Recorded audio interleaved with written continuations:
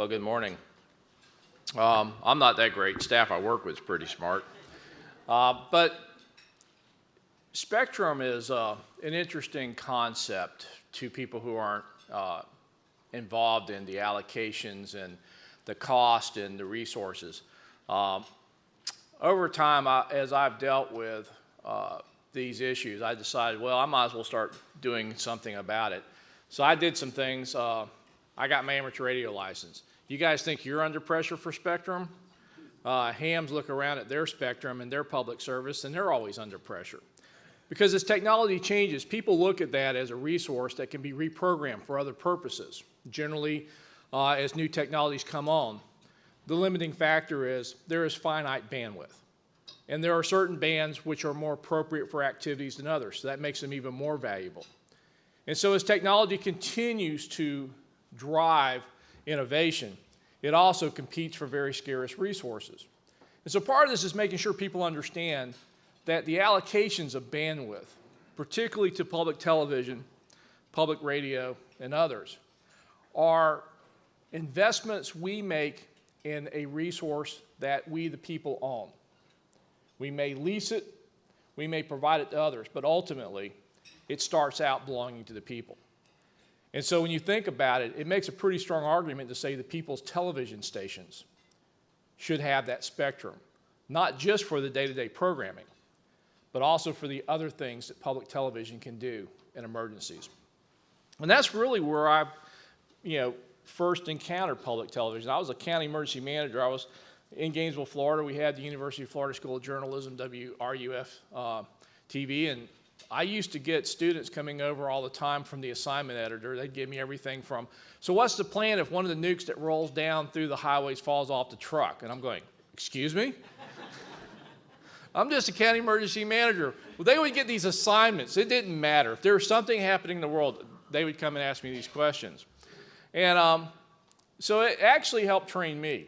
I got a lot of experience just having these students come in and asking me all kinds of off-the-wall stuff, some that was germane to what happened in that part of the world, some of which were just topical issues that they were sent out to interview me, and if it looked halfway decent, they'd put it on television that night. But when I got into dealing with emergencies, the one thing I found out about public television was you're not under the same pressure and demands that the commercial television stations were. You have no network feed that you have to take. And so the ability to actually cover local stories from a local perspective is one of the strengths public television has. You deal with dollars like anybody else, but you're not dealing with some of the pressures they have with commercial television of providing that. You can make the decision much easier than some of the commercial stations to provide more in-depth coverage, to go earlier and stay on longer. We've seen this both in radio and television, where time and time again, the public television stations are usually the first ones that have dropped traditional programming to start covering that event. And they're generally the last ones to go back to normal programming. Of course, do remember, that does not include Downton Abbey. We do have to maintain some standards here. And when I got to the state of Florida, we dealt with some interesting challenges as a state as large as Florida. And one of those was we evacuate during hurricanes millions of people. And we evacuate them hundreds of miles. Or actually, we don't. They drive hundreds of miles. And one of our challenges was once people left the area they were in, they couldn't get updates about what was going on back home, nor could they oftentimes get updates about what was going on when they were on the road. And so we reached an agreement with the Florida public broadcasters in Florida. Most people don't realize this, but if you've ever seen the state of Florida, and you ever remember Governor Bush when he was on television, all those hurricanes? You know where your feed was coming from? I hate to say this, but I'm a Gator. WFSU. We contracted with our local public television station to bring over and actually produce and run the briefings. We provided the feeds on the uplink via WFSU to all the major networks. So if you were CNN or you were CBS and you wanted to ask Governor Bush some questions on a storm response, you went through WFSU. Because it was a capability and a partnership we built. And we built a partnership to be able to communicate across that state, because in Hurricane Floyd, we literally had 2 million people evacuate from the East Coast all over the state. And they couldn't get updates, couldn't get information. They were in their cars, didn't know what was going on. And so we went back to the Florida broadcasters, public broadcasters, and they agreed to become the voice for the evacuees. When you left your community and you were somewhere else, they would take the feeds and provide those updates so that people who were evacuated could find out what was going on. That's now evolved into now where the public stations are putting together and have pulled resources to have a central warning center. Now think about this. A central warning center feeding both audio, video, and digital out across the public radio, public television spectrum so that there's one feed point for statewide emergencies. Everything from weather updates. Now think about it. Your public television station, again, resources are precious. Florida made a decision to pull those resources and get that out to the stations. And so we've seen how that can work, and we see other states getting interested in that. But I'm really, again, going back to the situation a lot of people find. Weather is generally not going to sneak up on you. You may not be paying much attention to it, but generally we know when big weather events are out there.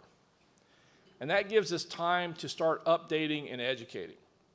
It's another thing public television can do. When we're on the commercial broadcast bands, we're basically at the mercy of public service announcements. They don't usually get through on prime time. They're generally not seen by most people.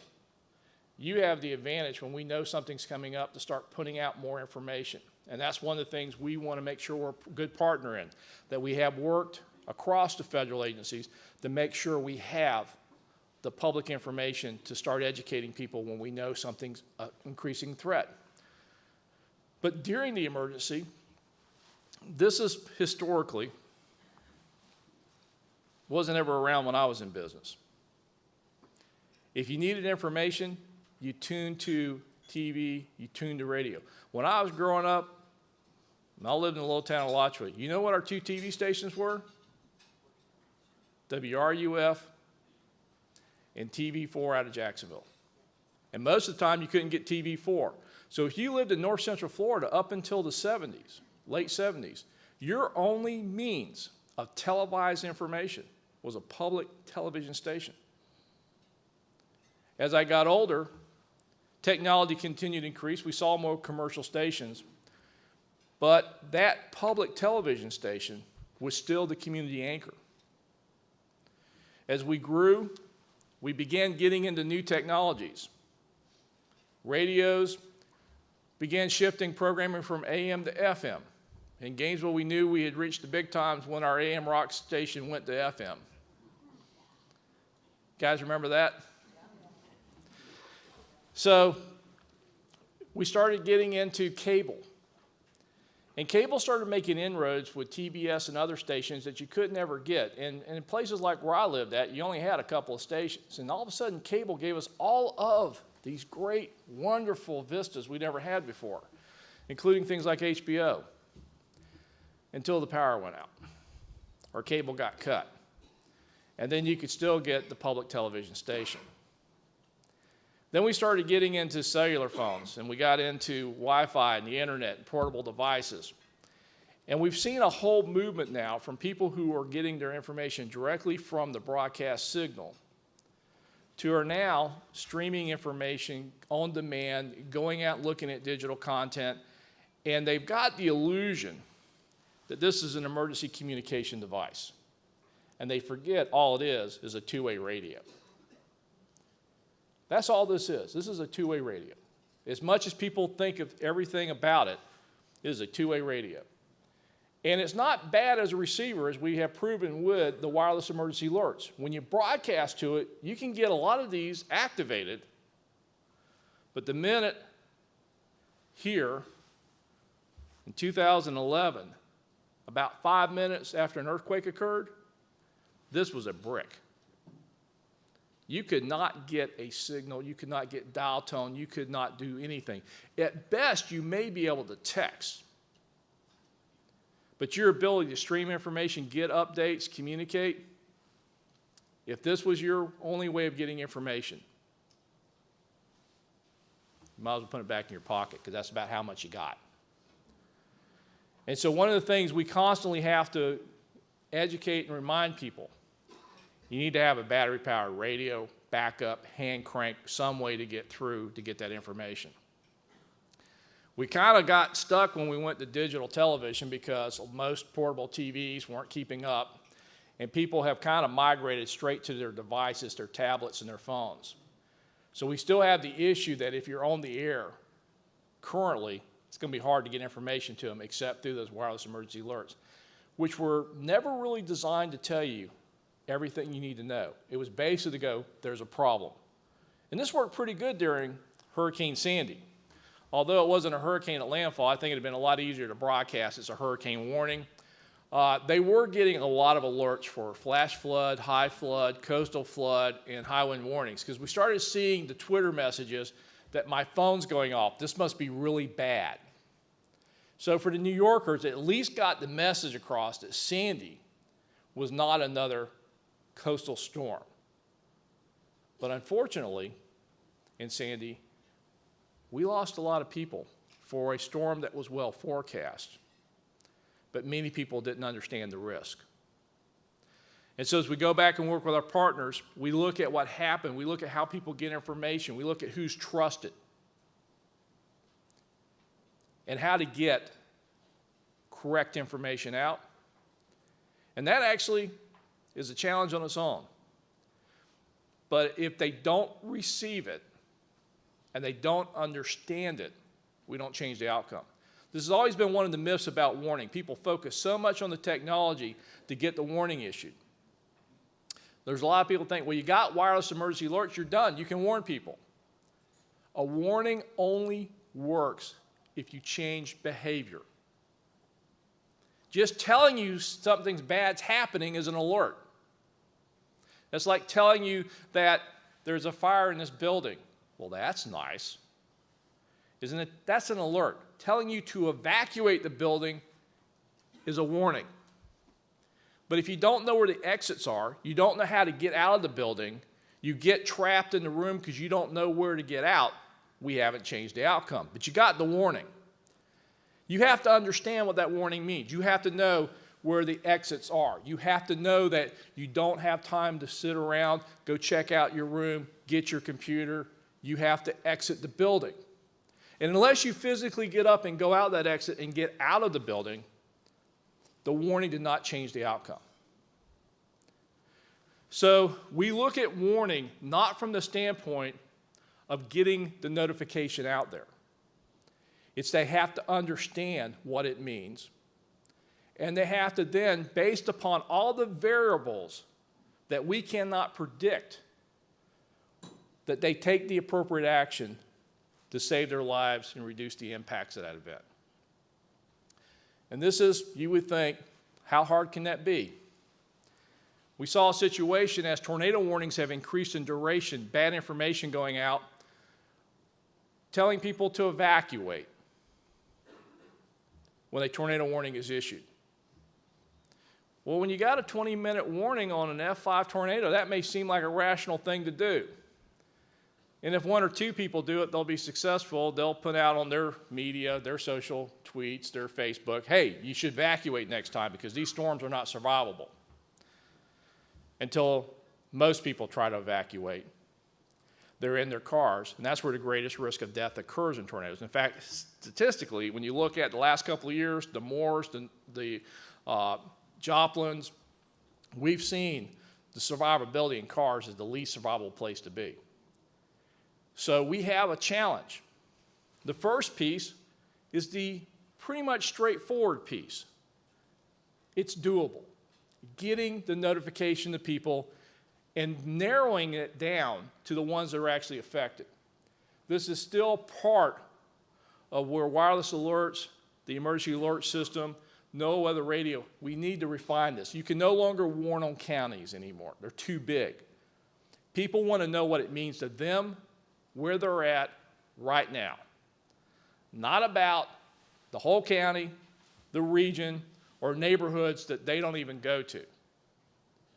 When you're warning New York, if you don't understand that there are people on Staten Island who never left Staten Island, and never been to New York City per se, if you think you're warning the city and you're not specific to what's going on Staten Island, they think it's in Brooklyn, they think it's in the Bronx, they think it's Wall Street. They also had the greatest loss of life from storm surge, because everybody kept saying New York City and nobody was saying Staten Island. So getting the alert out, the technology behind it and what we can do is pretty much straightforward. It's just getting people to get engaged.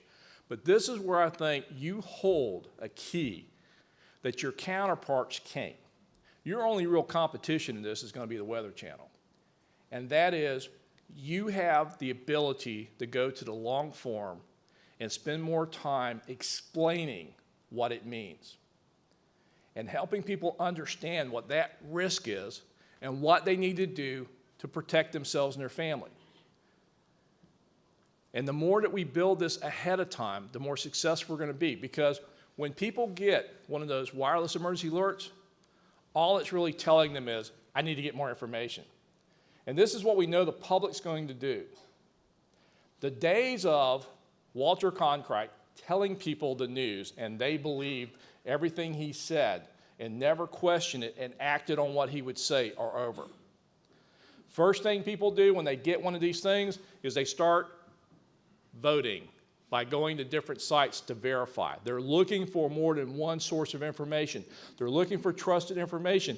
They're also looking for, is anybody else saying we shouldn't be doing that? What happens when this is a brick? They got the we, they don't have anywhere else to get more information. They may not know what to do. And I think this is where, again, the ability to use spectrum you already have to now give people what it means, what they should do, and the fact that there is rarely one perfect answer for everybody. So you're going to have to give them a lot of different variables. If you're in this situation, do this. If you're here, do that. You cannot do that in the warning message. The warning message is the call to act. But getting people to know what to do, personalizing it to them, giving them that information, when this is a brick, that's where I think you have a niche role that very few other providers can play. Even the Weather Channel is going to be dead meat because they don't transmit. They go across the satellite, they go across the cable. When those are down, the only signal getting out are going to be those remaining broadcast towers. And because you have the ability in the FCC, and we support this, that if one of you are down, others can pick it up by increasing power. We can oftentimes fill gaps, even in the worst case scenarios. But a warning is not you received the message. A warning still requires you to understand in the context of what it means to you, with the right information to make a choice and a decision, and then to act. And we have seen this where people have gotten the information and still did not change behavior. They didn't evacuate. They lost their lives. So that's our challenge. And I think, again, when you look at broadcasters as a whole, you have a niche role that I don't think there's much competition. The ability to continue going to the long form and focus without the pressures of the commercial demands for selling advertising, and being that trusted agent in your community, the relationships you have built as a public television station. I mean, before Sprout and everything else, I don't know anybody who raised kids who didn't know about Sesame Street, who didn't turn to public television for safe television for kids. And most of them still look at that because they're not bombarded with commercials. They don't have to worry about all the other stuff going on. And oftentimes, public television is that trusted station when kids are in the room that parents can turn to. So you, through your daily activities, build that connection and build that trust with families every day.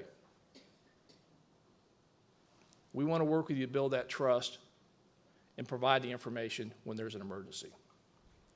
We think it's a very powerful tool. But we also know too many people focus on, do we have the technology to warn them, then that's all that's required. A warning is only successful if behavior changes and we reduce the loss of life and the impacts of that disaster. So we continue to work with you. We thank you for your work, and we thank you for bringing quality programming into our lives. And I'll take questions.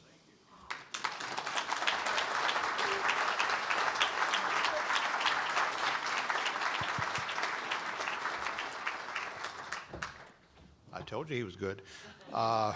Let me ask one question to begin with here, and I'm sure there are lots of others in the audience. The FCC's most recent spectrum auction apparently fully funded the FirstNet initiative, and we're wondering if there's some role that we could play in that. What role do you play in that? How does FirstNet work, and what can we all do together to advantage the American people more fully through that?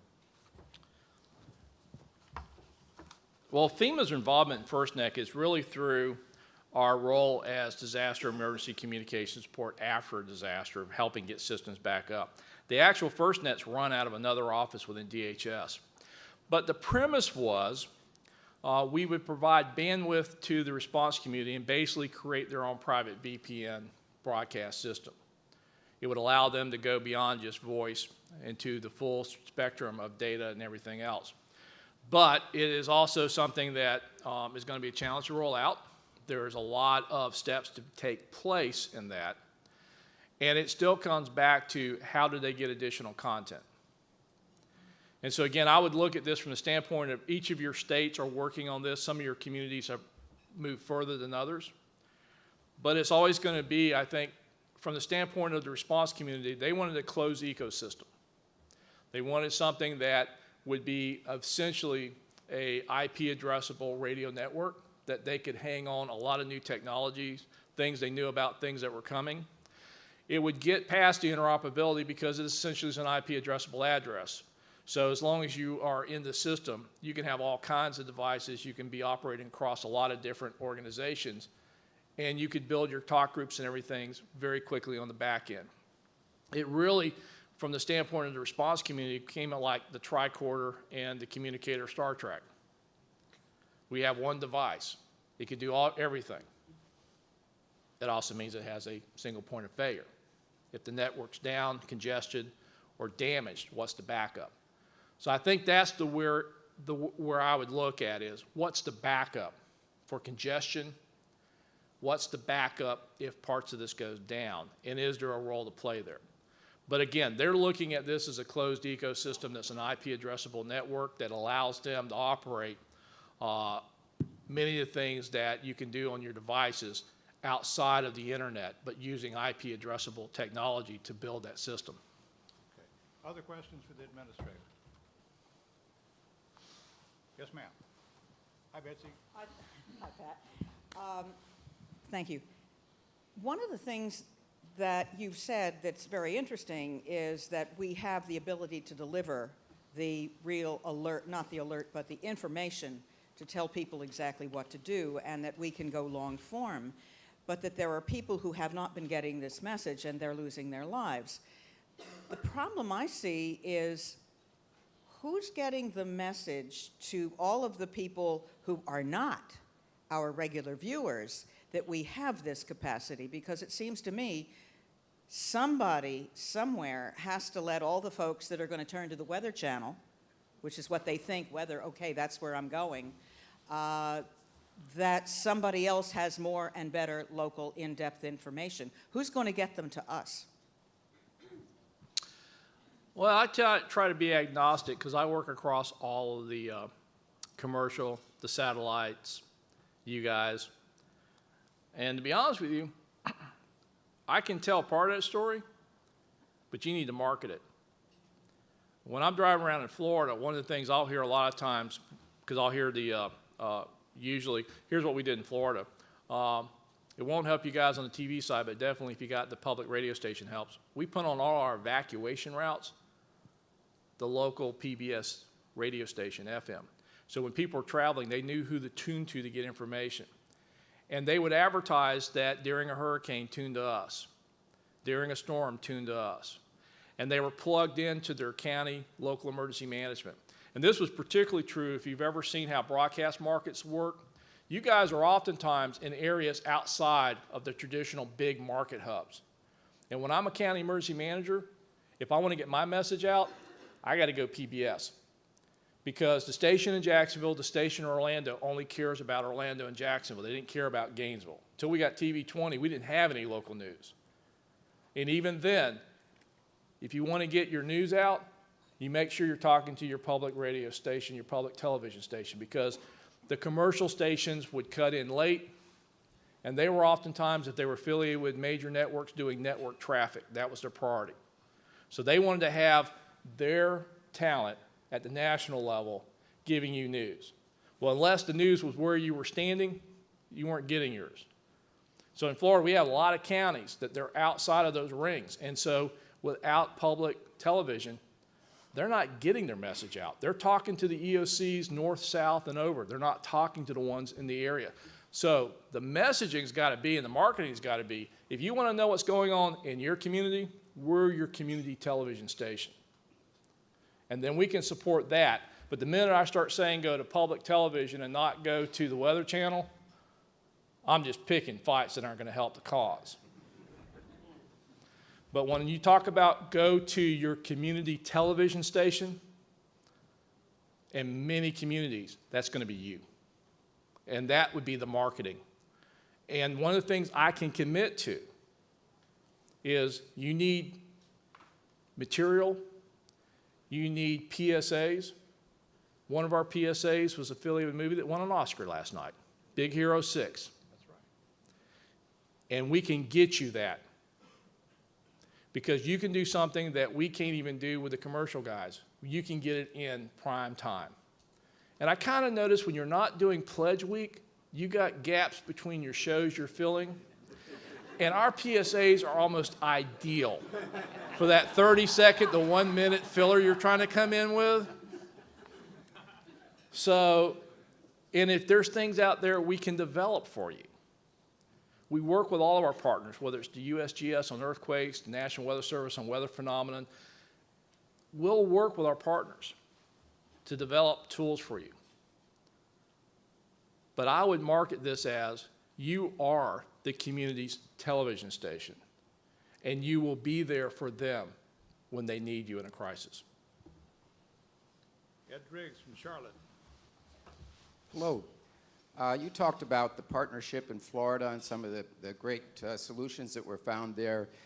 Vegas PBS is well known. But how would you characterize across the country the overall readiness of public broadcasting to deal with public safety issues? Is there a lot of undeveloped potential still for the industry? I know what I know in Florida. I know what I know around here. I can't really say. If anything, I think the area that probably could use help is building the relationships between the state emergency operations centers and local PBS stations. And this is actually, it's almost simple. I can tell you, if I go on the state and their EAS committee isn't meeting, they don't have a relationship with public television either. And I do know I have states that do not have strong EAS. I do know I have states where that relationship's not strong. So I would assume in those states I would see the same symptoms in public television. But again, this is about going to the state and going, this is what we can offer, this is what we can do. Florida, we were unique in several ways, is that we maintained a transponder originally for education that was managed by WFSU. So it gave us the ability to do something that many state EOCs don't. When you went to the Florida State Emergency Operations Center after we set this up, you didn't see everybody's satellite truck. And it also, from the standpoint of the state, and this is marketing, because the state controlled the feed. Whenever we were doing the interviews, it was funny. We would go and start broadcasting on satellite our briefings, and it was always funny watching which major network would cut away first. It was almost like a game of chicken, because they didn't know what was next, and nobody wanted to cut away because the other ones weren't cutting away because it wasn't their satellite feed. We sent it out to everybody, which meant it went out to you as well. Because we'd put our feed out and we'd advertise it. Anybody could pull it down.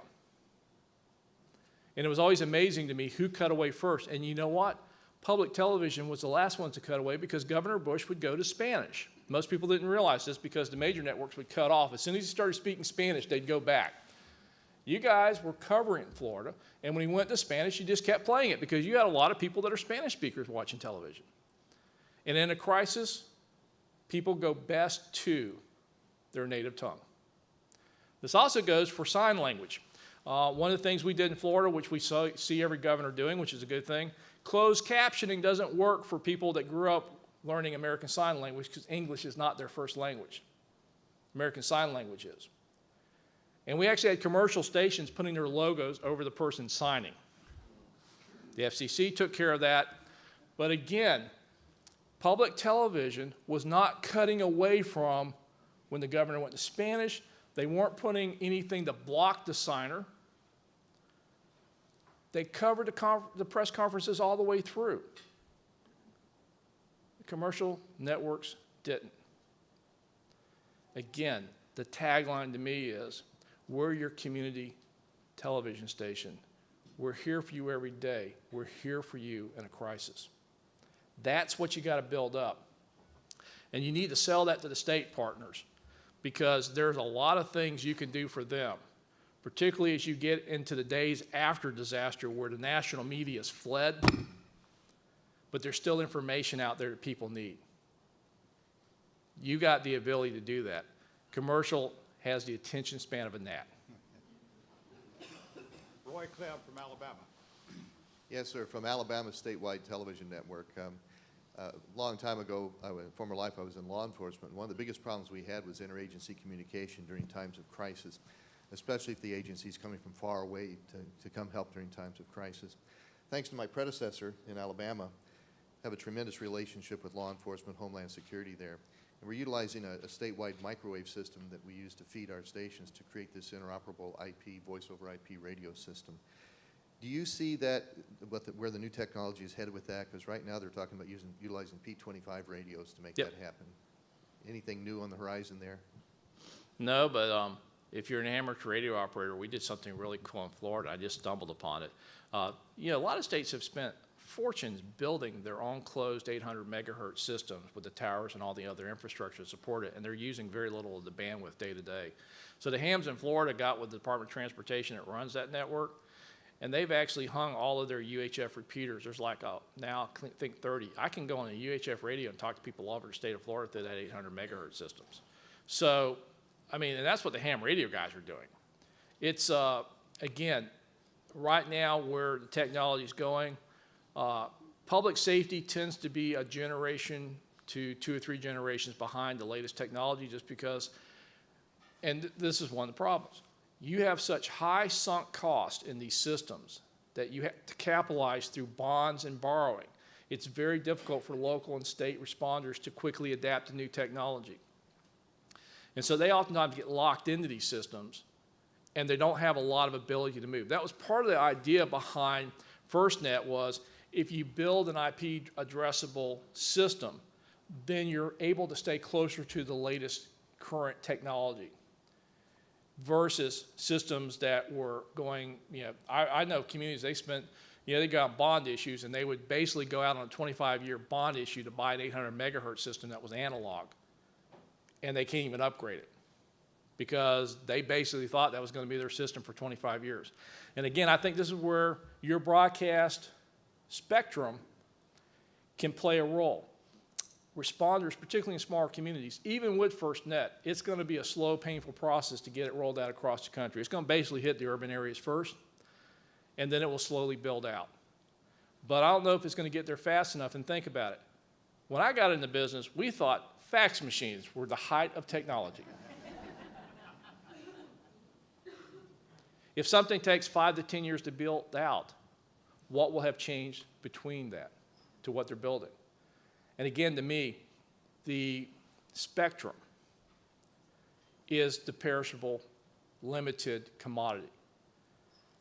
And so as technology changes, it's always looking at how do you leverage the spectrum you got against end users that are oftentimes buying and into systems that are always backwards from where we're going. I mean, literally, In Florida, how we got interoperability was we just basically made a decision we weren't going to replace analog radios fast enough, so we just took all the mutual aid channels and all the spectrum from low band VHF all the way up to 800 megahertz, and we just linked them all over the state backbone.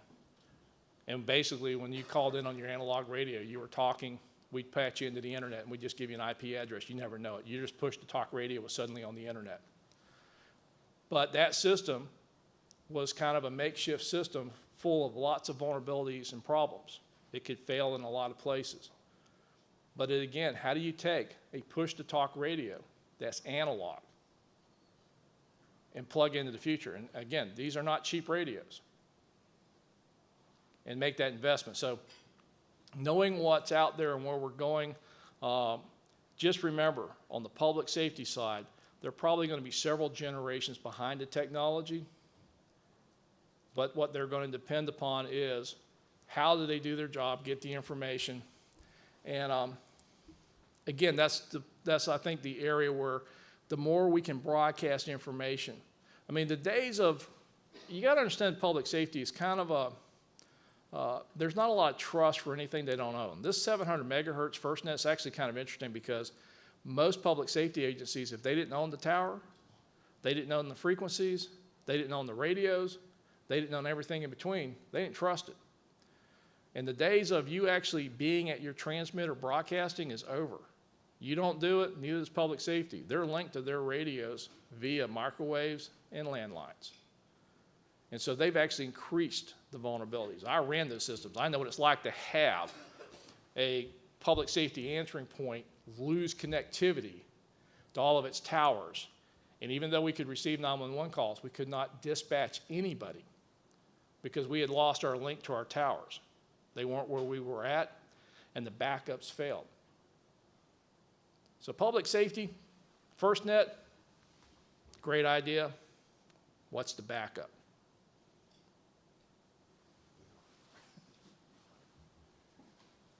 This is terrific. Anybody else? I want to thank Administrator Fugate. Thank you so much. This is very helpful. Thank you.